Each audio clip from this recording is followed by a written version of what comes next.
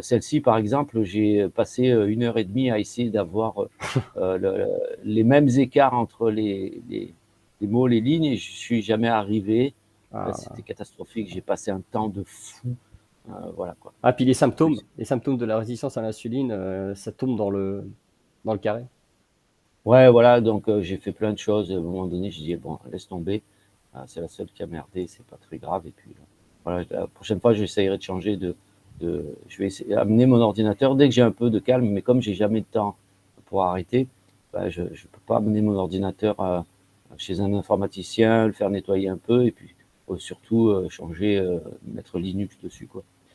Alors, ce soir, on va parler de diabète type 2, qui n'a rien à voir avec le diabète de type 1, en fait, hein, c'est une maladie auto-immune, le diabète de type 1. Donc, on en a un petit peu parlé des maladies auto-immunes, c'est les personnes qui suivent les formations sur l'hypothyroïdie, les maladies de la thyroïde. On a un petit peu parlé de la, l'hypothyroïdie auto-immune. Donc, ça rejoint un petit peu les mêmes protocoles. On s'intéresse au système digestif, à l'hyperperméabilité intestinale, aux infections, aux inflammations chroniques qu'il peut y avoir, voilà, pour arriver à trouver la cause d'une maladie auto-immune. Donc, contrairement à ce que beaucoup disent, c'est inguérissable, c'est pas vrai, c'est guérissable.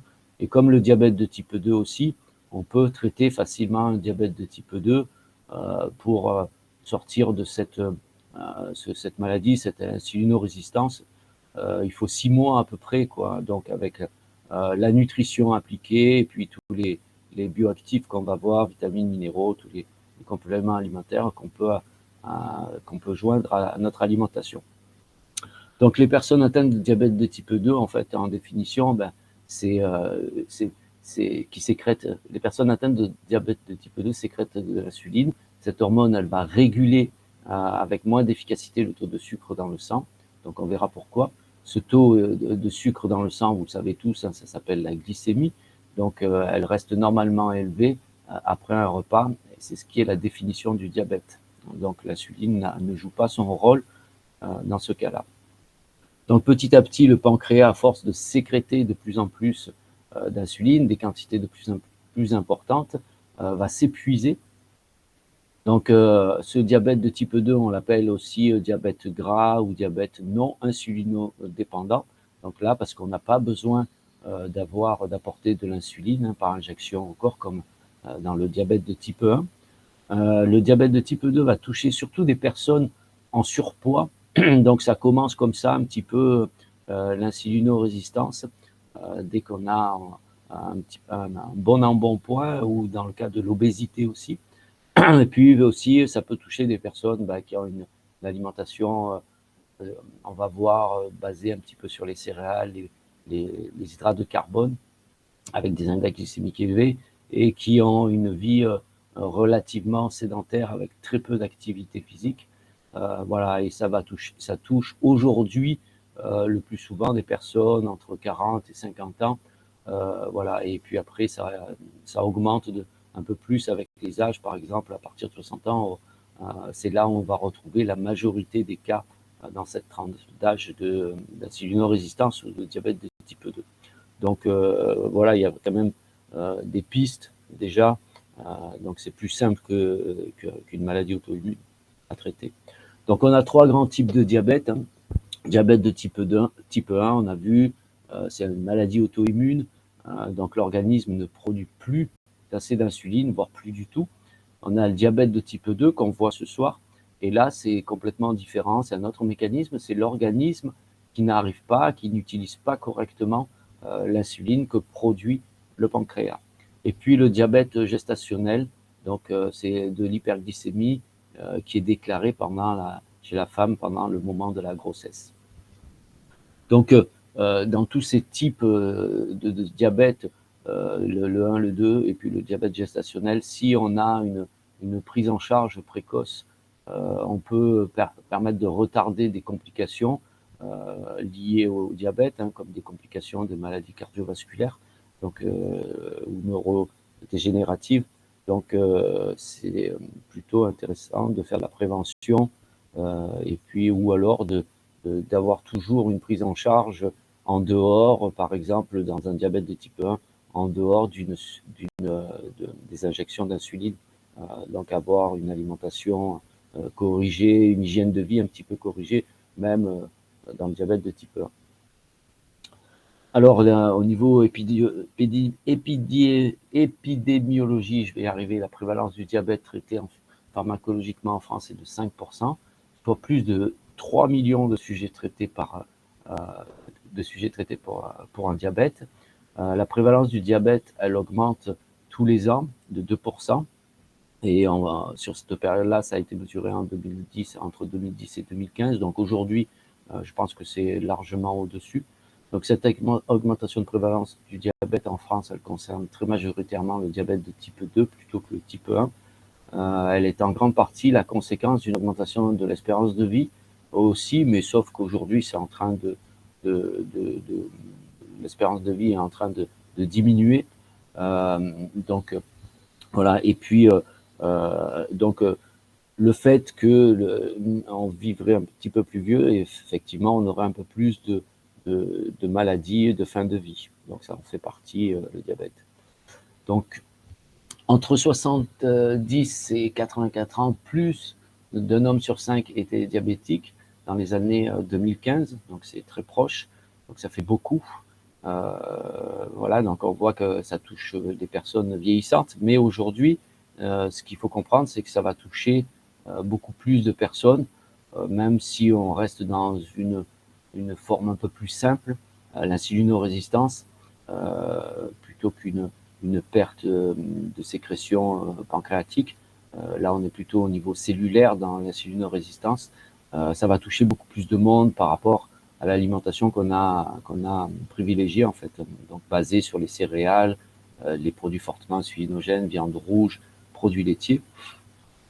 Donc les personnes à risque, on l'a vu, ce sont des personnes obèses, sédentaires aussi beaucoup, présentent une anomalie du métabolisme glucidique, donc une hyperglycémie qui est modérée à jeun, ou une intolérance au glucose, des antécédents de diabète gestationnel pour les femmes aussi, et ayant des antécédents familiaux de diabète de type 2.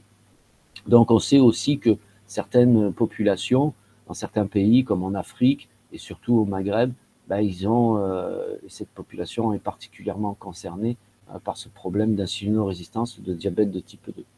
Donc c'est pas étonnant, parce qu'on voit un petit peu leur façon de se nourrir maintenant de façon moderne, comme nous, il y a des coca, il y a tout ce que vous voulez, plus ils ont une alimentation qui est assez glucidique aussi. Donc c'est pas tous des gros mangeurs de baklawa ou de makroud, mais il y a une alimentation qui est quand même assez riche en céréales aussi, et des index glycémiques élevés. Alors la physiopathologie du diabète de type 2, on va retenir deux mécanismes. Donc il y a deux mécanismes majeurs à retenir, c'est l'altération des capacités d'insulinosécrétion et l'insulinorésistance.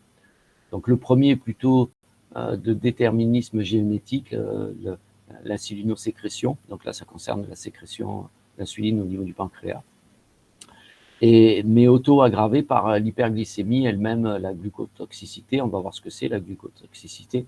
Donc de toute façon, dans l'insulinosécrétion, à un moment donné, il y aura aussi une insulinorésistance causée par l'hyperglycémie. Et le second, l'insulinorésistance simple, est plutôt expliquée par l'environnement, en fait. Donc on a vu l'embonpoint, l'excès de poids, la sédentarité, beaucoup, et puis une alimentation excessive, on mange beaucoup trop, et puis surtout on mange beaucoup trop d'aliments de mauvaise qualité nutritionnelle, et souvent l'alimentation industrielle et tout ce qui est ultra raffiné, industriel, on va dire, fait de façon industrielle, c'est des aliments qui ont souvent un index glycémique élevé. Donc ça, on va voir, parce que c'est une clé importante, même si certains compléments sont indispensables pour traiter le diabète de type 2, pour réguler cette glycémie, réduire cette insulinorésistance.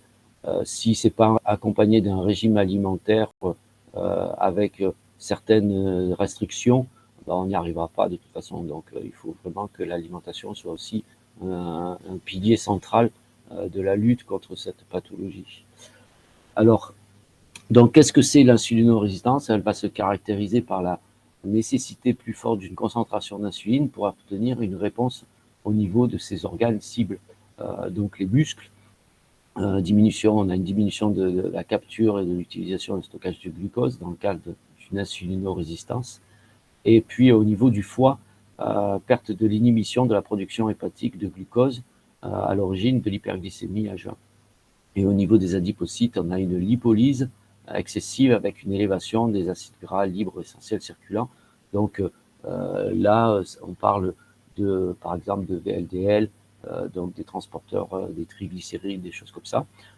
Donc on va avoir une libération des acides gras dans la circulation sanguine qui vont être transformés par le foie aussi en glucose. Alors, la glucotoxicité, donc qu'est-ce que c'est? L'hyperglycémie elle-même peut aggraver la résistance à l'action à l'insuline et les anomalies de sa sécrétion, c'est ça la glucotoxicité. Donc, c'est l'action de l'insuline qui n'est plus assez importante et on va avoir une élévation de cette glycémie. Donc, on est là, dans ce cas-là, dans l'hyperglycémie.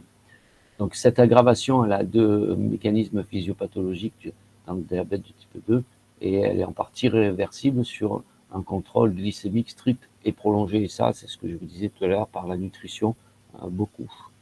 Voilà. Alors, l'hypotoxicité, l'insulinopénie, donc ça, c'est l'absence, le manque d'insuline, hein, c'est-à-dire que le pancréas ne produit pas assez d'insuline. Et l'insulinorésistance au niveau des adipocytes favorise la lipolyse, donc ce qui entraîne une augmentation des acides gras libres circulants. Donc les cellules relarguent des acides gras. Cette augmentation de la concentration plasmique en acides gras aggrave les anomalies de l'insulinosécrétion et va stimuler la production hépatique de glucose et inhibe la captation de glucose par les muscles. Donc il va y avoir tout le temps une concentration de glucose importante au niveau sanguin. Donc ce phénomène physiopathologique est connu sous le terme de l'hypotoxicité. Alors ici, on voit un petit peu sur le schéma diabète de type 2, la progression, donc une hyperglycémie chronique qui entraîne une glucotoxicité qui diminue la sécrétion d'insuline au niveau pancréatique. Là, on a toujours cette fameuse glucotoxicité qui va diminuer la sensibilité de la cellule à l'insuline. Et puis, on va avoir une augmentation des acides gras aussi, donc qui vont avoir le même impact, donc une libération des acides gras dans le sang, qui vont avoir le même impact que la glucotoxicité. Là, c'est la lipotoxicité et qui va avoir la même action de diminuer la sensibilité à l'insuline et qui va avoir une action sur la sécrétion de l'insuline au niveau pancréatique. Donc, ce que le patient doit savoir, c'est que l'insulinorésistance est favorisée par l'obésité abdominale, l'âge et la sédentarité. Donc, j'appuie bien dessus parce que voilà, c'est une maladie qui se déclenche par rapport à notre environnement, en fait, notre alimentation, notre hygiène de vie. C'est pas une maladie, je veux dire, virale, donc il n'y a pas d'infection, il n'y a pas de choses comme ça, il n'y a pas de. Là, c'est pas le système immunitaire, c'est pas une maladie auto-immune. Donc, c'est important de le rabâcher parce que dans des conditions comme ça, dire qu'une maladie n'est pas guérissable, c'est un peu fort de cacao quand même. Alors, dans le cas du syndrome métabolique, l'obésité androïde au niveau de ce qu'on appelle androïde, c'est au niveau abdominal, et l'insulinorésistance s'accompagne d'au moins deux des anomalies suivantes, donc une hyperglycéridémie, un taux bas de HDL au niveau du cholestérol, une hypertension artérielle, une hyperglycémie à jeun ou un diabète. Au-delà de l'hyperglycémie définissant le diabète, ces anomalies associées à l'insulinorésistance contribuent à majorer le risque de cardiovasculaire des sujets diabétiques. Donc toutes ces symptômes, toutes ces actions sur la glycémie vont amener futurement, si la personne ne prend pas au sérieux son insulinorésistance, son diabète de type 2, vont amener la personne à des problèmes cardiovasculaires et neuropsychologiques aussi.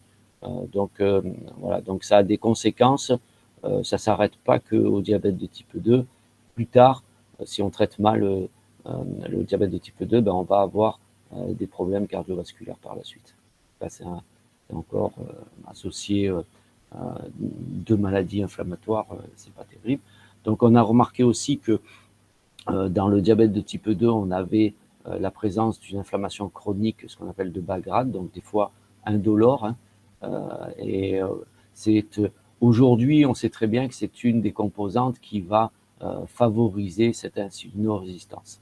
Voilà, donc une inflammation chronique, peu importe l'origine, elle va, si la personne elle a un petit peu d'embonpoint, elle est très sédentaire, elle a une alimentation un petit peu, comme on va déterminer tout à l'heure, un petit peu qui a choisi un petit peu les index glycémiques élevés, elle a de très fortes chances d'arriver à cette situation d'insulinorésistance de diabète de type 2. Donc, cette inflammation, elle va au niveau des tissus, et en particulier des tissus adipeux. On va avoir tous les médiateurs de l'inflammation qu'on a cités déjà, les cytokines inflammatoires, qui sont sécrétées par les macrophages et autres cellules inflammatoires. Les adipokines, sécrétées par les adipocytes, sont des médiateurs des désordres métaboliques aussi, donc y compris à distance, et pourraient participer à un défaut de sécrétion d'insuline. Donc, très important de penser aussi que dans toutes les pathologies, de toute façon, on l'avait vu, ça, l'inflammation chronique et le stress oxydatif, c'est des choses à traiter et à prendre en considération, toujours à mesurer le niveau d'inflammation de la personne, la durée pendant laquelle elle est restée dans une inflammation chronique. Ça, c'est très important parce que on va avoir des petites choses à apporter, comme du glutathion, par exemple, qui est complètement fondu dans le cadre d'une inflammation chronique. Ça peut être intéressant de l'utiliser aussi dans le cadre du diabète de type 2 quand on associe d'autres inflammations que celle de la résistance à l'insuline. Alors, l'insulinorésistance hépatique, ça concerne le foie. Donc, au niveau du foie, la présence d'une stéatose. Donc là, la stéatose, vous savez ce que c'est une accumulation de graisse dans les cellules du foie, les hépatocytes. Cette stéatose est quasiment retrouvée dans chaque cas d'insulinorésistance, plus fréquemment associée à des lésions inflammatoires, donc des lésions des hépatocytes dans le diabète de type 2 et qui vont contribuer directement à l'insulinorésistance hépatique. Donc là, ça concerne les îlots ingérants qui pourraient être aussi le siège d'une inflammation de bas grade. Donc vous voyez que dans l'insulinorésistance, on va avoir des répercussions aussi au niveau du foie. Donc c'est pour ça que tout à l'heure je parlais de glutathion. Là, j'en ai pas mis dans le traitement parce qu'on ne traite pas vraiment le foie là cette fois-ci ce soir. J'aurais pu le rajouter pour faire un protocole complet, mais pensez-y que comme on retrouve quasiment tout le temps une stéatose chez les patients atteints de diabète de type 2, c'est peut-être intéressant de travailler sur le foie dans un premier temps avec du glutathion. Donc ici, sur cette carte, on voit bien un petit peu insulinorésistance périphérique, donc augmentation de la lipolyse, diminution du captage de l'utilisation du glucose par les muscles, la clairance des triglycérides en baisse, le captage et l'utilisation du glucose qui est en baisse aussi par les muscles, ça c'est celui de l'adipocyte. Insulinorésistance hépatique va provoquer une production de glucose, le foie va se mettre à produire plus de glucose et le libérer dans le sang, et on va avoir une synthèse des VLDL, donc ce sont des transporteurs des mauvaises triglycérides en fait, qui peuvent amener à des maladies cardiovasculaires. Donc les signes cliniques et dépistage dans le diabète de type 2, c'est une maladie qui passe souvent inaperçue car cette hyperglycémie se développe de façon graduelle et elle peut rester longtemps asymptomatique. Donc on a par exemple la glucosurie qui est un taux de glucose important dans les urines qui va être responsable de la polyurie et de la polydipepsie. Donc polyurie, c'est un excès d'urine quand on a une fréquence urinaire qui est trop importante. On va uriner beaucoup de fois dans la journée. Plus de 6 fois, ça peut être beaucoup. Voilà. Et puis, la polydipepsie, c'est une augmentation ça regroupe la polyurie aussi, une augmentation des urines, mais aussi une augmentation de la soif. Donc la personne a sans arrêt soif, elle boit beaucoup. Donc ça reste longtemps asymptomatique, hein, on ne sent pas toutes ces choses-là. Ces petits témoins, ils vont peut-être nous parler. Voilà, donc il y a l'absence de signes cliniques peut entraîner un retard de diagnostic aussi, hein, donc chez des personnes sujets exposés au risque de développer des complications après micro et macrovasculaires. De toute façon, c'est lié. Le diabète type 1, type 2, on va sur des complications après des maladies cardiovasculaires si c'est mal traité. Donc les symptômes possibles, on a vu hein, de la résistance à l'insuline ou diabète de type 2, donc augmentation des urines, des mictions hein, plutôt, pas du volume de l'urine, mais plutôt des mictions, donc de nombreuses mictions, une soif permanente, la personne a besoin de boire beaucoup, peut-être un amaigrissement, des démangeaisons chez la femme par exemple, des prurites vulvaires, voilà, ça peut être aussi des champignons, des mycoses, des infections génitales chez l'homme. Voilà, donc on peut avoir ces petits symptômes associés aussi, hein, des infections récidivantes ou traînantes qui ne guérissent pas. Pas mal de fatigue, hein, puisque comme la cellule n'absorbe plus le glucose, ben elle va, et pas que le glucose, parce que si elle est insulino-résistante, il y a les protéines qui sont concernées, les acides gras qui sont concernés, enfin tout ce qui est substrat énergétique pour la mitochondrie, ça va entraîner évidemment une baisse du métabolisme basal déjà, donc là pour la prise de poids, c'est un peu la chose idéale. Et puis la personne, elle va le ressentir sous forme de fatigue constante, permanente, avec des fois une possibilité d'avoir aussi une modification de la vision avec des floutements, une mauvaise vue, une vue qui a l'impression un petit peu de baisser, on force un peu plus sur les yeux. Et puis la faim constante, évidemment, la faim constante, pourquoi? Parce que la cellule n'est pas nourrie. Donc, comme le corps n'est pas nourri, il réclame sans arrêt de la nourriture. Donc, une complication de l'hyperglycémie chronique peut également révéler la maladie, comme des neuropathies douloureuses. Donc ça va être ce qui va concerner, ça peut concerner les membres inférieurs, les membres supérieurs, des mâles perforants plantaires aussi. Donc ça, c'est des douleurs. J'ai eu ça, mais ça n'avait rien à voir avec le diabète de type 2. C'est des douleurs assez vives sous la voûte plantaire et qui arrivent comme ça et qui durent quelques secondes et qui disparaissent. Donc c'est assez gênant parce que si vous êtes en train de marcher à ce moment-là, vous devez vous arrêter instantanément de marcher tellement la douleur est vive. Et autres lésions du pied, des rétinopathies aussi, ça concerne un petit peu la vision. Voilà, donc atteinte cardiovasculaire et pas mal aussi sur la vision. Alors le diagnostic du diabète de type 2, souvent c'est une prise de sang qu'on réalise à jeun évidemment. Elle va permettre de mesurer cette prise de sang, le taux de sucre dans le sang. Donc, bien sûr il y a des conditions à respecter, il faut rester à jeun pendant 8 heures. Le diagnostic est posé lorsque cette glycémie à jeun est égale à 1,26, et elle est constatée à 2 reprises. Voilà, donc il faut faire plusieurs prises de sang. Donc, une fois que le diabète est diagnostiqué, le médecin traitant nous examine et demande normalement un peu plus d'informations complémentaires, donc ce qui est rarement fait. L'examen clinique complet, lui, inclut la mesure de poids, la mesure de la taille, le calcul de l'indice de masse corporelle, l'IMC.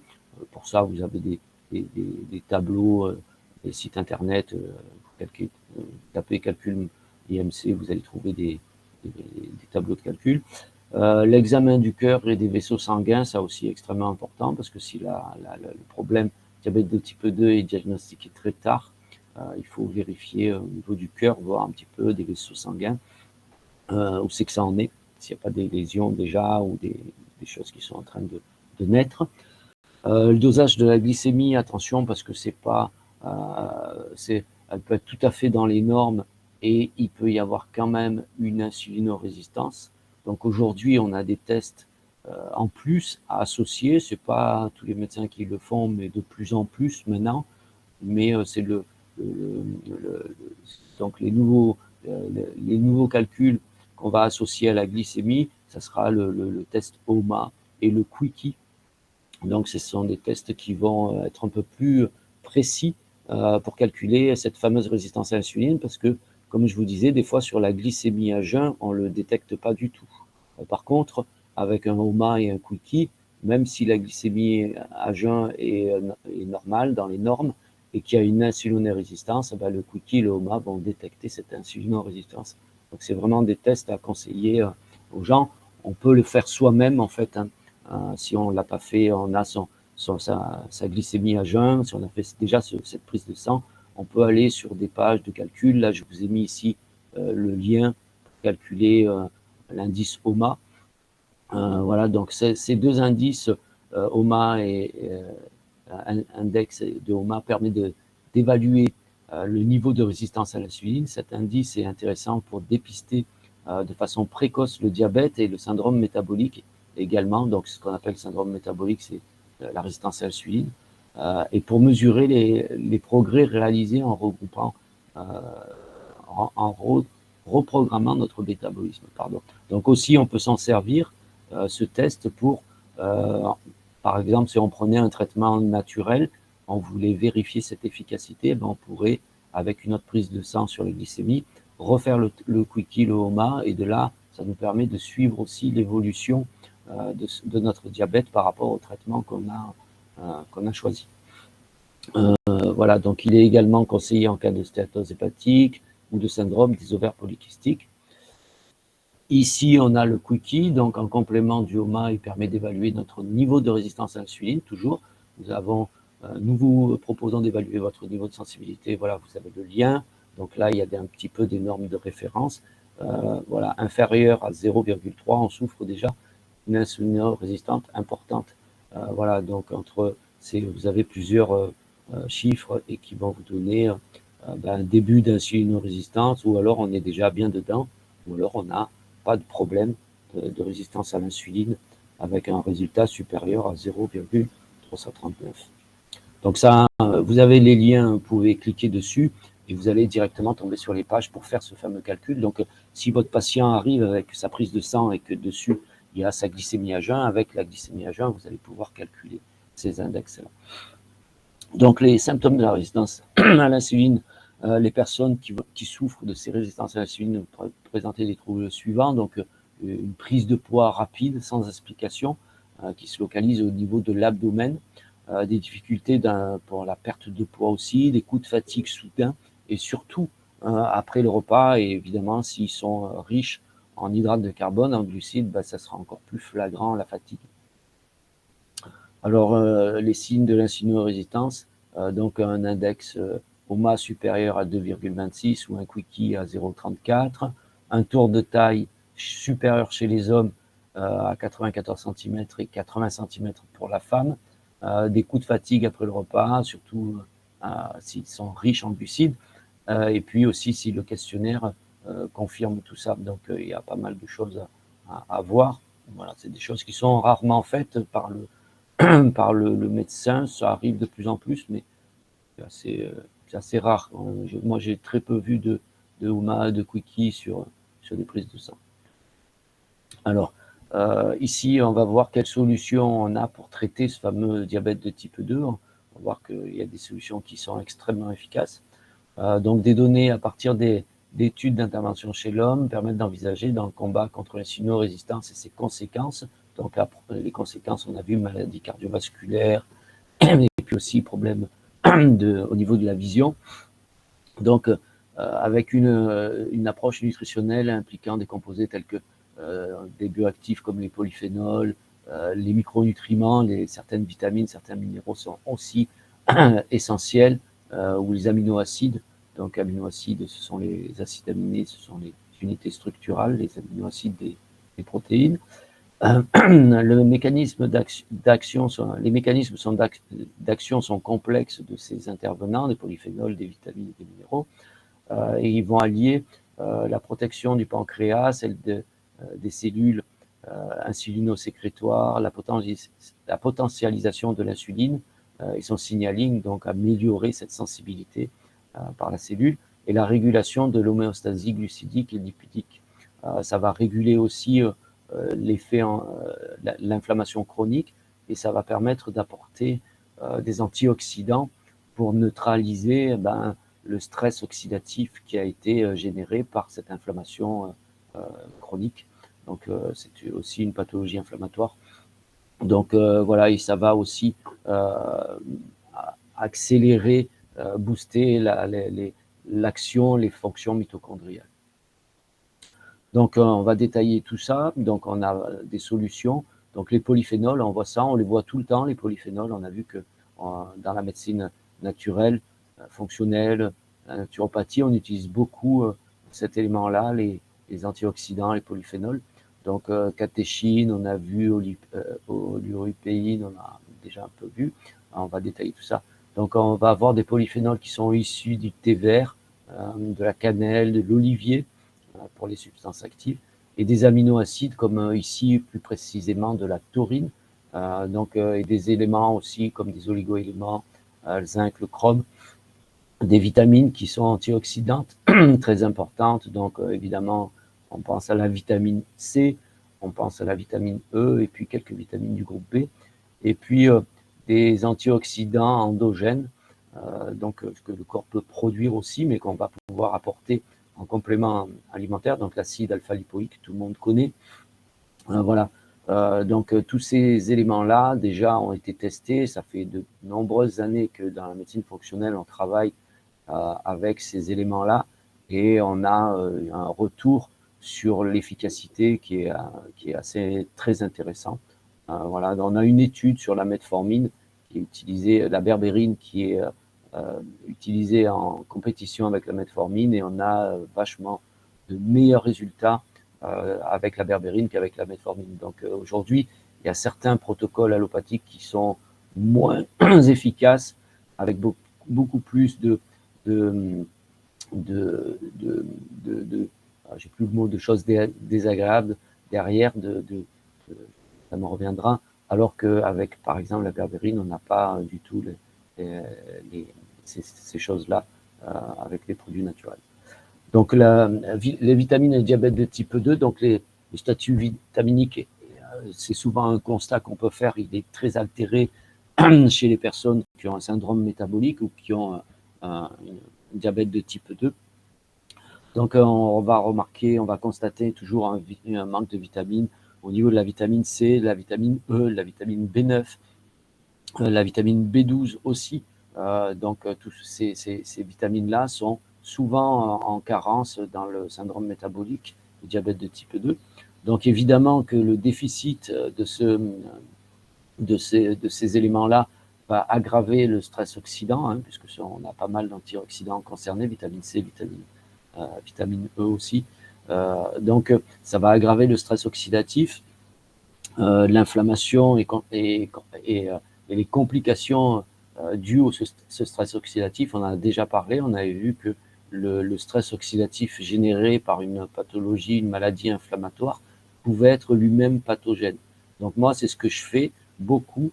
Quand je vois qu'il y a des gens qui traînent des pathologies, là on en a discuté tout à l'heure avec Alexandre sur des problèmes respiratoires, très souvent, le 3/4 du temps, quand c'est des pathologies de longue date, c'est le stress oxydatif qui permet de conserver cet état, ce déséquilibre. Moi, souvent, ce que je fais, c'est que je traite juste le stress oxydatif et on voit les choses disparaître. Donc, bien penser à ça, que oui, traiter l'inflammation avec des anti-inflammatoires, des plantes, des bioactifs, la quercétine, enfin, on en a beaucoup, la boswellia, il y a beaucoup de choses anti-inflammatoires, mais penser aussi à apporter pas mal d'antioxydants. Chose qui est bien, c'est que dans la nature et dans ces molécules-là, souvent, ce qu'on va trouver en anti-inflammatoire naturel, c'est aussi des antioxydants puissants, par exemple la quercétine, C'est un antioxydant qui est extrêmement puissant et qui aujourd'hui est très utilisé pour vraiment beaucoup de pathologies, que ce soit au niveau du système nerveux, pour ça peut aller de la dépression à la baisse de la vision, toutes les pathologies liées à la vision. Ça peut être les voies pulmonaires, les voies respiratoires, ça peut être les voies digestives. C'est vraiment une, une molécule qui est extrêmement efficace partout, la quercétine. Donc, pensez bien à ça, traiter le stress oxydatif. Voilà, donc ces déficits, évidemment, ils vont aggraver la situation, mais aussi ils vont déclencher peut-être ou aggraver s'il y a déjà des problèmes cardiovasculaires. Donc une supplémentation avec plusieurs vitamines associées et autres micronutriments s'avère de ce fait incontournable. Donc pour traiter le diabète de type 2, on pourrait uniquement que l'alimentation sans prendre de compléments. C'est plus long, ça ne va pas marcher chez tout le monde. Il y a des conditions à réunir aussi, d'hygiène de vie et d'environnement. Donc c'est un peu plus complexe, mais c'est faisable aussi, hein, parce que je parle beaucoup de compléments alimentaires, mais on pourrait faire les choses sans compléments alimentaires, mais c'est beaucoup plus contraignant et ça demande aussi à la personne d'avoir un ressenti assez aiguisé, c'est-à-dire de pouvoir ressentir où c'est qu'elle en est et pouvoir changer d'aliments, un petit peu de protocole qui serait là basé sur l'alimentation. Et puis, pas que l'alimentation, mais par exemple sur l'activité physique, la respiration, des activités comme le yoga, comme la respiration, ça je l'ai dit, la méditation, pardon, ce que je voulais dire. Voilà, donc on peut, voilà, donc ça c'est beaucoup plus contraignant que de prendre des gélules, mais c'est aussi efficace. Donc, mais c'est pas tout le monde qui va pouvoir réunir toutes les conditions idéales pour pour traiter une pathologie, une maladie uniquement avec la nutrition. Donc, une attention particulière doit être portée aux apports en vitamine D aussi. La vitamine D est extrêmement importante dans le cadre de la résistance à l'insuline et diabète de type 2. On a plusieurs travaux récents qui vont décrire les liens entre cette pathologie, cette résistance à l'insuline et la vitamine D. Donc, c'est une vitamine aussi à faire doser si la personne vous demande qu'est-ce qu'elle peut doser en prise de sang pour des contrôles, toujours mettre cette fameuse vitamine D. Voilà. Donc l'acide alpha-lipoïque, on n'en parle pas souvent, l'acide alpha-lipoïque, mais c'est un puissant antioxydant cellulaire. Donc il a la capacité aussi de piéger les métaux de transition, les métaux lourds qu'on pourrait ingérer, et de régénérer les autres antioxydants tels que le glutathion, la vitamine C et la vitamine E. Donc c'est intéressant aussi dans une stratégie, pourquoi pas, quand on veut traiter une pathologie ou le foie. On a vu que là, dans le diabète de type 2, le foie aussi avait été impacté et il y avait des conditions inflammatoires aussi, peut-être des lésions au niveau des cellules du foie. Donc pourquoi pas utiliser des fois aussi l'acide lipoïque avec du glutathion et de la vitamine C. Donc c'est également un cofacteur essentiel des enzymes mitochondriales impliquées dans la production d'énergie, le métabolisme glucidique et lipidique. Donc ça nous intéresse parce que ça va permettre à la mitochondrie d'accélérer, d'avoir un meilleur fonctionnement et de brûler plus de glucose. Donc dans le diabète de type 2 et le syndrome métabolique, l'acide alpha-lipoïque il va contribuer à améliorer la sensibilité périphérique à l'insuline, donc au niveau cellulaire, et a montré dans plusieurs essais cliniques déjà son efficacité. Donc ici, moi, je travaille souvent et puis on sait que l'acide alpha-lipoïque fait partie du protocole du bêta-bloc Laurent Schwartz pour traiter les cancers, en plus des traitements conventionnels. Et de là, certains, c'est pas spécialement bien vu en France l'acide alpha-lipoïque et même pour certains médecins, ils voudraient presque l'interdire. Donc, dans d'autres pays, c'est largement autorisé, largement utilisé. Voilà. Donc, ça va améliorer la sensibilité périphérique de l'insuline et on sait que cette amélioration est de l'ordre à peu près de 25% sur un traitement à peu près sur une durée de 4 semaines. Donc, c'est assez intéressant et on a une baisse du stress oxydatif aussi Donc ça, c'est très intéressant. Et une baisse des médiateurs de l'inflammation, hein. Donc NF-κB, ça vous les connaissez, on en a parlé déjà. La taurine, donc la taurine, très intéressante aussi. Chez le diabétique de type 2, le taux plasmique de taurine sont abaissés. On a une déplétion cellulaire qui va conduire à un dysfonctionnement mitochondrial. Et c'est ce dysfonctionnement mitochondrial qui semble impliqué dans les complications de ce fameux diabète de type 2. Donc, dans ce contexte, l'intérêt d'une supplémentation par la taurine a fait l'objet aussi de plusieurs études, hein, de revues, d'essais de revues cliniques, et qui rapportent après une supplémentation chez des sujets insulino-résistants, une augmentation significative de la sensibilité à l'insuline et une baisse de la peroxydation lipidique, donc l'oxydation de LDL, du LTL, donc du cholestérol.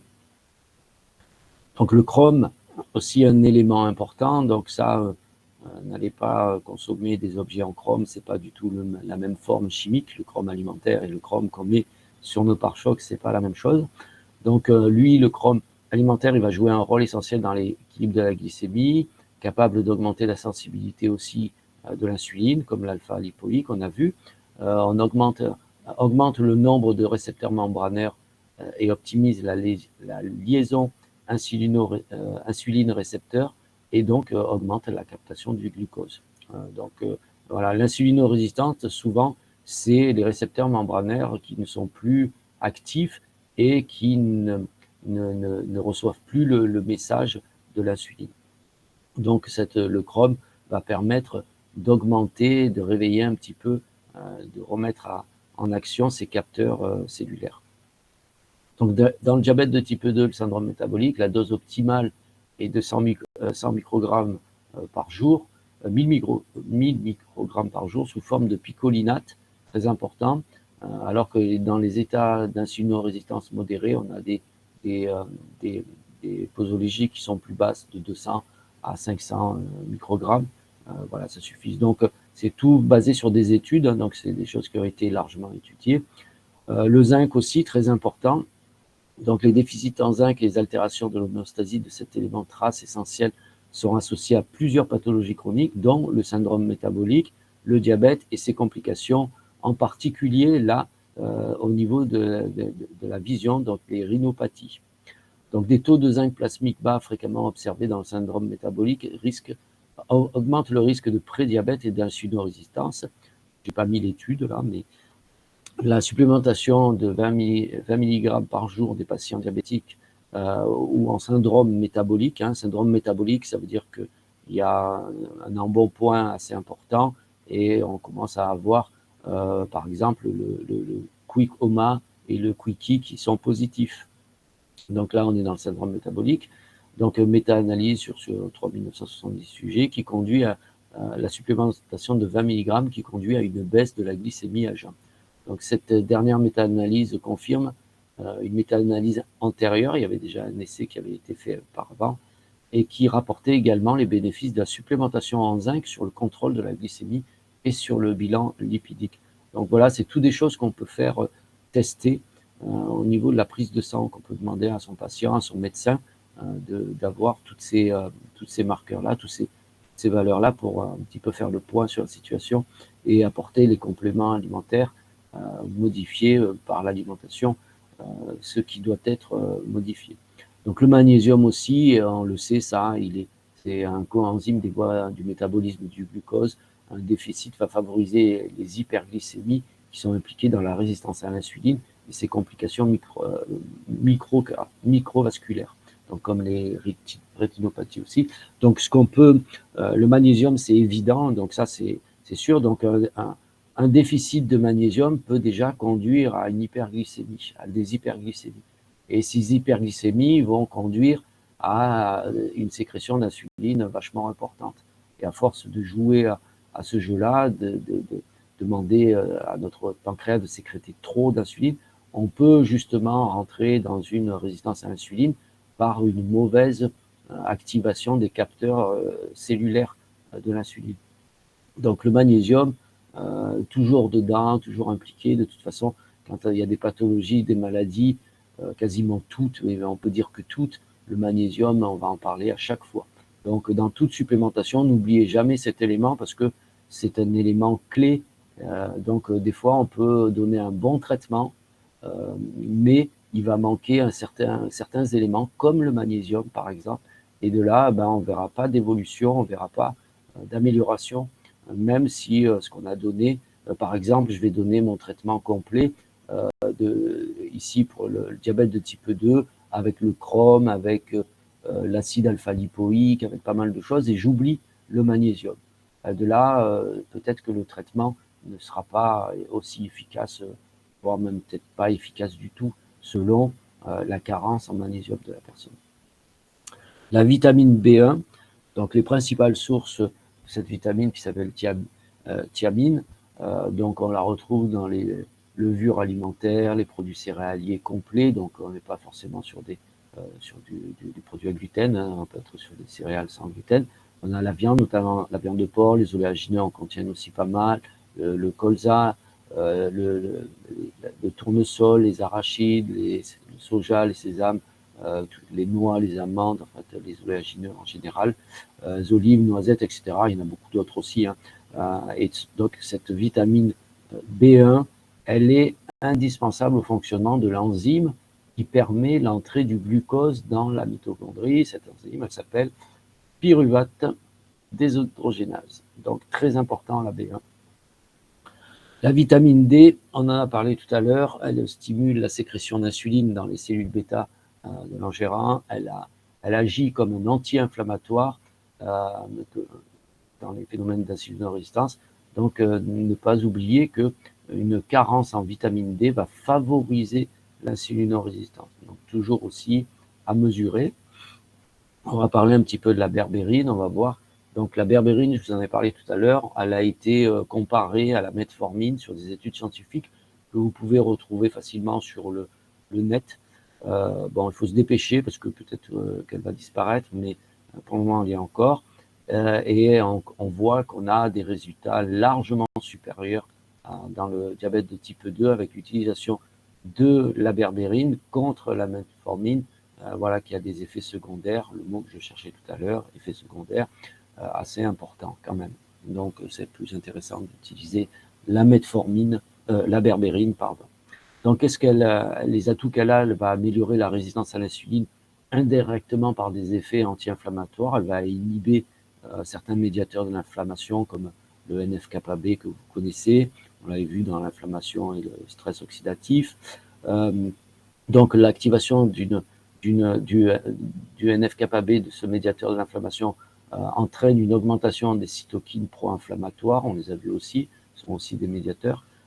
Donc ces cytokines sont également produites par le tissu adipeux qui va participer au développement de l'insulinorésistance. On a vu ce mécanisme tout à l'heure assez rapidement et sur les fiches aussi, sur les schémas, on a vu voilà, que c'était aussi le tissu adipeux qui participait à cette inflammation chronique de bas grade. Donc, cette berbérine, elle va aussi permettre de diminuer la conversion des sucres complexes en sucre simple.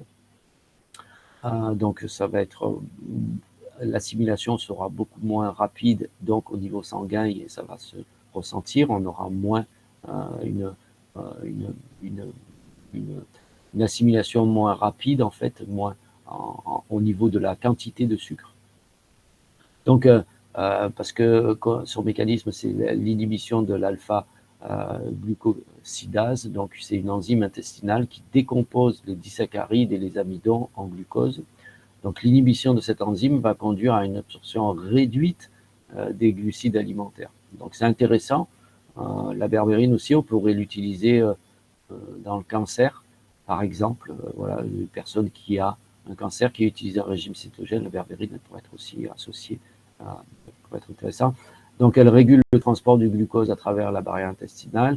Elle inhibe DPP4, ce sont des enzymes qui vont entraîner une concentration ça ne se voit pas, mais ça change tout. Et entraîne ainsi une augmentation de la concentration de GLP. Ceci permet d'améliorer l'équilibre en sucre chez le diabétique, donc l'homéostasie glucidique. Alors, on a la cannelle aussi, qui est, c'est un élément assez important et très connu aujourd'hui. Donc, les bioactifs de la cannelle sont connus comme des potentialisateurs de l'insuline. Il n'y a plus de secret là-dessus. Ces bénéfices sont obtenus grâce aux polyphénols qu'ils contiennent. Donc, la poudre, comme les extraits à queue, sont efficaces. Donc, on pourrait faire sa poudre soi-même, acheter la cannelle de Ceylan et la mettre en poudre, pas de problème. Donc, il faudrait à peu près 1 gramme de poudre par jour pour traiter le syndrome métabolique et le diabète de type 2. Donc, cependant, la cannelle n'abaisse pas la glycémie si vous n'avez pas de trouble de celle-ci. Donc, c'est souvent ce qu'on me dit. Moi, par exemple, quand je donne un bioactif à une personne qui va se renseigner derrière, elle me dit, ouais, elle revient, elle me dit, mais c'est le cas pour la berbérine. La dernière fois, une personne n'a pas voulu prendre de berbérine. La berbérine, elle est anti-candidose aussi, on l'a vu dans le protocole de la candidose. Et en aucun cas, chez les personnes qui ont une glycémie équilibrée, qui n'ont pas de problème de résistance à l'insuline ou de diabète de type 2, la berbérine, elle ne va pas agir comme elle agirait sur une personne qui a un diabète de type 2. Elle ne va pas bloquer ici, par exemple, la potentialisation. Ici, elle ne va pas modifier la potentialisation de l'insuline. Par exemple, la personne ne va pas faire des hypoglycémies parce qu'elle consomme de la cannelle ou de la berbérine. Donc ça, c'est important de le dire aussi aux gens, des fois, selon ce qu'on utilise. On a le thé vert qui revient toujours, les EGCG, donc les catéchines du thé vert, qui augmentent l'efficacité de l'insuline, améliorent la tolérance au glucose, régulent la glycémie et les triglycéridémies. Elle a un effet anti-inflammatoire et antioxydant, ça en codé. Hein. Le thé le plus riche en antioxydants, c'est le thé vert matcha, en poudre, c'est mieux. Et puis, ce thé vert et ces EGC, ces polyphénols, ces catéchines, vont aussi favoriser la combustion des graisses et lutter contre l'obésité abdominale. Donc, plante intéressante. On a des polyphénols qu'on va trouver aussi dans les feuilles d'olivier. Donc, ces polyphénols sont connus depuis très longtemps pour traiter ce fameux diabète et cette insulinorésistance. Ça, c'est plus un secret aussi. Ce sont ces feuilles vont protéger les cellules du pancréas, vont activer la cascade de l'insuline et son signaling. Ça va diminuer aussi le stress oxydatif. La dose recommandée est de 20 à 50 mg de principe actif, donc qu'on appelle le leuropéine. Ici, je vous ai fait un tableau récapitulatif des bioactifs qui vont être utilisés pour traiter le diabète de type 2. Donc, on peut monter sa cure comme on veut. Soit on va dans un laboratoire et on va utiliser des formules déjà toutes prêtes qui vont contenir une partie de ces éléments-là. Et puis, de là, on regarde la posologie, si ça correspond à ce que j'ai marqué par rapport aux études qui ont été faites dessus. Voilà, donc ici, vous avez toutes les doses qu'on pourrait avoir. Alors, il y a des écarts de 500 à 1500 mg, ça dépend des cas, ça dépend du temps aussi, du temps de cette maladie, c'est-à-dire si la personne, ça fait 2 ans qu'elle a une insulinorésistance, c'est pas la même chose que si ça fait 3 mois, 2 mois qu'elle ne se sent pas bien, qu'elle a vite détecté par le quick OMA et le OMA et le quickie son insulinorésistance. Donc de là, c'est pas les mêmes posologies. Donc c'est pour ça qu'il y a des différences, mais vous avez ici tous les éléments essentiels pour traiter un diabète de type 2. Voilà, donc avec toutes les plantes et les doses et les formes chimiques aussi qui sont intéressantes. Parce que si vous prenez ici du magnésium marin, par exemple, traité avec du magnésium marin, vous n'allez pas avoir d'effet du tout. Donc ici, ça dépend aussi, 300 à 400 mg, c'est sur des produits non liposomales.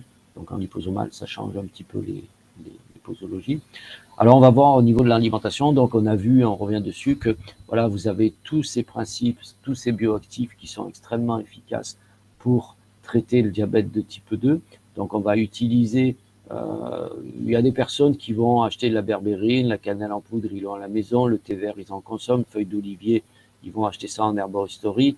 Donc, ils vont prendre un petit peu d'acide alpha-lipoïque, un peu de taurine, un complexe taurine, chrome, zinc B1 qu'on va trouver assez facilement dans un laboratoire spécialisé en nutrithérapie, et puis avec du magnésium par exemple. Voilà. Donc il y a moyen de faire sa petite popote et de s'organiser comme on veut selon ses convictions et ses envies dans la pratique de la médecine naturelle. Mais là aussi, là au moins on a tous les principes actifs avec la forme chimique et puis la posologie, donc c'est intéressant. Alors au niveau alimentation, donc c'est un volet extrêmement important. Ici, on va parler d'index glycémique. Vous savez tout ce que c'est un index glycémique. Je ne vais pas parler de la charge glycémique parce que ça va compliquer les choses. Et est-ce que c'est important d'aller aussi loin? Je ne crois pas. Déjà, on parle d'index glycémique, c'est déjà bien. Parce que tout ça, on va l'expliquer à notre patient. Donc, si on va dans des choses extrêmement compliquées, ça ne va pas accrocher et puis il ne va rien comprendre et il risque de ne pas mémoriser aussi. Alors, si on reste sur cette simple valeur de l'index glycémique, déjà, on va faire passer le message sur ces aliments-là qui ont un index glycémique élevé. Donc, l'index glycémique, c'est un indice qui permet de classer les glucides en fonction de leur capacité à élever la glycémie, c'est-à-dire évidemment le taux de sucre dans le sang. Et plus cet index glycémique va être élevé, plus l'aliment aura la capacité d'élever la glycémie. Donc, on a classé ça en trois types trois types différents. Donc, on a les index glycémiques bas, les index glycémiques moyens, bas qu'on peut consommer sans problème, sans modération, moyens aussi, et puis les index glycémiques élevés qu'on devrait consommer de façon modérée et dans de petites quantités. Voilà. Ici, je vous ai mis un tableau sur une partie de certains aliments. On peut acheter un petit livre là qu'on trouve à la FNAC qui a été édité par la nutrition.fr sur les index glycémiques. Donc, il y a tous les produits industriels, tout ce que vous voulez. Enfin, tout est répertorié. Et là, vous allez trouver les IG, les index glycémiques de chaque produit. Donc, ici, ils sont là. On voit que les index glycémiques faibles, inférieurs à 39, bon, on a toute cette catégorie d'aliments. Et puis les index glycémiques moyens, on a cette catégorie d'aliments. Et puis dans les index glycémiques élevés, on va avoir cette catégorie d'aliments. Donc on va retrouver, c'est intéressant, les autres, on va pas les détailler parce qu'ils n'ont pas d'intérêt, puis ils sont pas problématiques. Mais par exemple, ce qu'on va retrouver dans les index glycémiques très élevés, ben, c'est tout ce qui est à base de pommes de terre, la purée ou la pomme de terre en flocons, la pomme de terre cuite à l'eau à la vapeur aussi, les frites. On va retrouver après, ce qu'il faut regarder, voilà, c'est raisins secs, on a un index glycémique élevé, mais une charge glycémique qui est basse. Donc, ce qu'il faudrait avoir, c'est si la charge glycémique pour être très précis. Mais là, ce que je vous présente ce soir, ce que je liste, sont des index glycémiques élevés avec des charges glycémiques élevées. Donc, les nouilles, tout ce qui est à base de pain blanc, pain de mie, pain hamburger, les pizzas, les pâtes, le riz blanc, les semoules de couscous, le sucre blanc, voilà. Donc, pommes de terre, ben, on en voit chez tout le monde, hein. Il y a beaucoup de patates, beaucoup de pain blanc, de céréales raffinées. Donc, c'est problématique. Le riz aussi, on retrouve à tous les repas. Donc, c'est important de voir qu'il y a une catégorie d'aliments qui va favoriser cette résistance à l'insuline. Ce sont les aliments qui ont un index glycémique élevé. Donc, avec le protocole que vous allez donner, les vitamines, les minéraux, les bioactifs qu'on a vus, la taurine, le chrome, le zinc, le magnésium, les polyphénols de certaines plantes, l'olivier, vous allez joindre une alimentation qui va exclure complètement tout ce qui a un index glycémique élevé. Voilà. Donc, il y a aussi des choses qui sont importantes à comprendre. Donc, on a des index glycémiques élevés, ça on les a identifiés, tous ces produits-là. Donc, c'est facile de les retrouver, de les lister et de les écarter, de ne plus les acheter. Et puis, on a des produits aussi qui sont, qu'on appelle fortement insulinogènes. Donc, ça concerne la viande, les produits laitiers. Donc, ces aliments-là, pour être assimilés, demandent une sécrétion d'insuline très importante. Donc, ici, par exemple, on a un steak libère 27% de plus d'insuline que des pâtes riches en hydrates de carbone. Voilà, donc avec un index glycémique élevé. Et par exemple, en comparaison avec du tofu, on a 76% de plus que le tofu pour un même taux de protéines. Donc la viande rouge et les produits laitiers, ce sont des aliments qui vont demander au pancréas de sécréter beaucoup d'insuline. Donc si on fait on associe ces aliments qu'on appelle fortement insulinogènes avec des aliments qui ont un index glycémique, bah évidemment qu'on favorise le diabète de type 2, la résistance à l'insuline.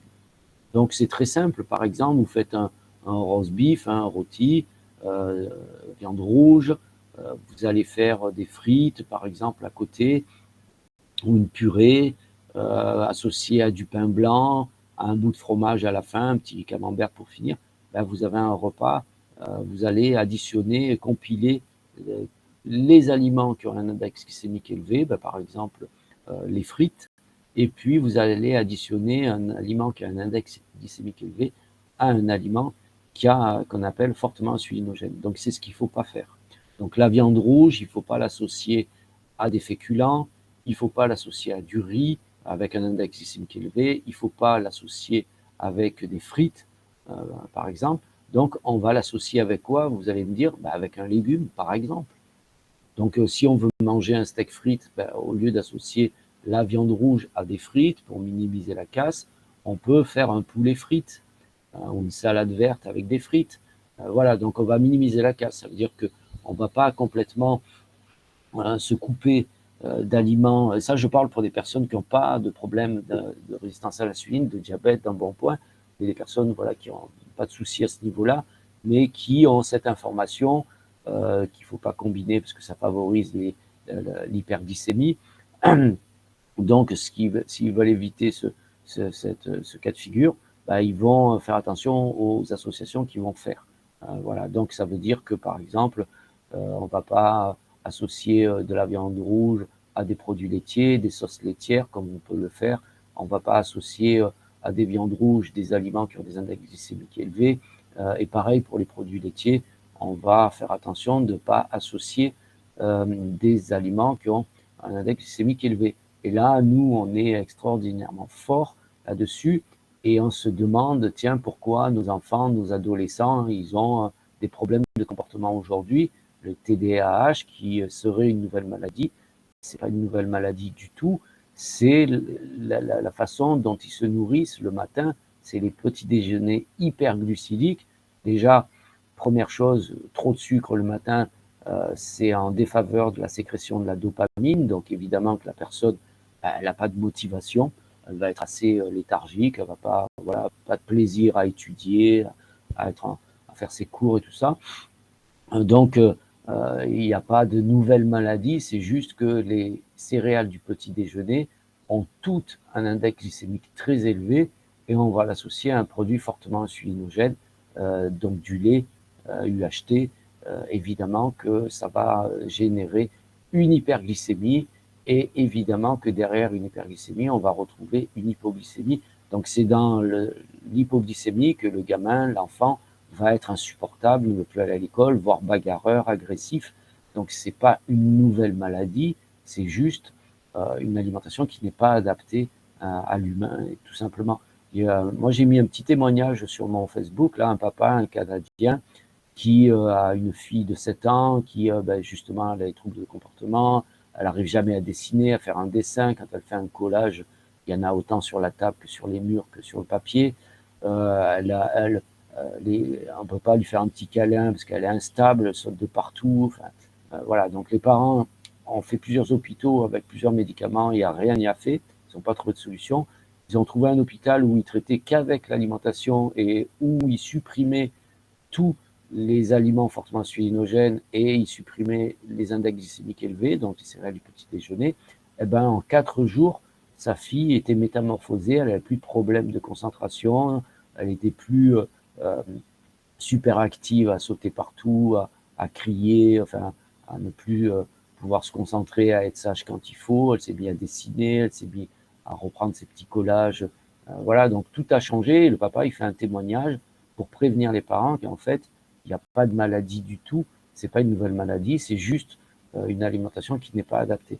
Donc déjà, donc c'est pour ça qu'on va avoir une augmentation très importante de résistance à l'insuline par rapport à la génération Choco Pops, parce que cette génération-là, on voit les jeunes, comment ils s'alimentent aujourd'hui dans les boulangeries, les snacks, les quick, toutes les choses comme ça. Et c'est des aliments qui sont très problématiques et qui conduisent tout droit à des problèmes de résistance à l'insuline. On voit déjà qu'il y a des problèmes de poids chez les ados, les enfants. Donc très vite, eux vont être touchés par cette maladie-là. C'est pour ça que j'ai voulu en parler, voulu faire cette formation, parce que futurement, très proche, on va avoir des jeunes gens touchés par cette insulinorésistance, le diabète de type 2. Voilà, alors qu'on sait qu'aujourd'hui, que la majorité des gens qui sont touchés par cette insulinorésistance, le diabète de type 2, sont des gens qui ont dépassé la soixantaine. Mais ça va changer, ça va évoluer. Vous allez voir qu'on va retrouver de plus en plus de jeunes personnes qui vont être touchées par le diabète de type 2, la résistance à l'insuline. Donc c'est important de pouvoir traiter ça de façon naturelle et de ne pas classer ces gens-là comme malades à vie et puis on peut rien faire. Voilà, c'est complètement faux. Hygiène de vie, très intéressant. Donc, vous avez compris que la nutrition, c'est super important. Il y a une chose à faire, c'est supprimer les index glycémiques élevés, ne pas associer les produits fortement insulinogènes. Et de là, on aura fait beaucoup avec la nutrition. Et puis, les protocoles qu'on a vus, donc qu'on peut monter soi-même avec des infusions, des Gémeaux, enfin plein de choses, et des compléments alimentaires aussi. Voilà. Donc, dans l'hygiène de vie générale, ben, évidemment que la personne qui est complètement sédentaire, il faudrait qu'elle se motive un peu pour avoir une activité physique assez régulière. Hein. Donc, sans parler de sport de compétition, là, comme on voit, lever de la fente, oui, mais des poids légers, juste d'activer le corps, les muscles. Hein. On ne demande pas des performances et d'avoir un niveau compétiteur. Voilà, donc les personnes qui sont déjà dans l'insulinorésistance, avant le repas, d'avoir cette activité physique, ça va permettre de booster un petit peu la sensibilité à l'insuline. Donc ça peut être intéressant aussi avec le protocole, par exemple, que vous avez déterminé avec les bioactifs, les vitamines, les minéraux, les oligo-éléments, la nutrition que vous avez recadrée, de mettre dans ce programme-là une activité physique qui va être, si c'est possible, juste avant la prise des repas. Donc on a plusieurs types d'activités, donc il y en a pour tous les goûts, le vélo, la marche, la course à pied légère, hein, light, la natation aussi intéressant, voilà, de 3 fois 30 minutes par semaine, c'est pas non plus, on prépare pas les JO avec ça, donc c'est largement faisable pour tout le monde. Voilà, donc en conclusion, pour traiter le diabète de type 2 et l'insulinorésistance, nous pouvons utiliser les bioactifs que nous avons cités, hein, donc le petit tableau.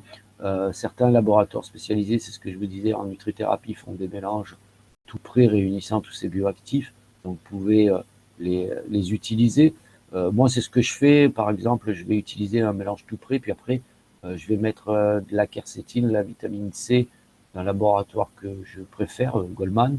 C'est pas parce que je fais la formation avec eux que je les préfère, mais c'est parce que c'est une réalité, c'est des produits qui sont extrêmement efficaces.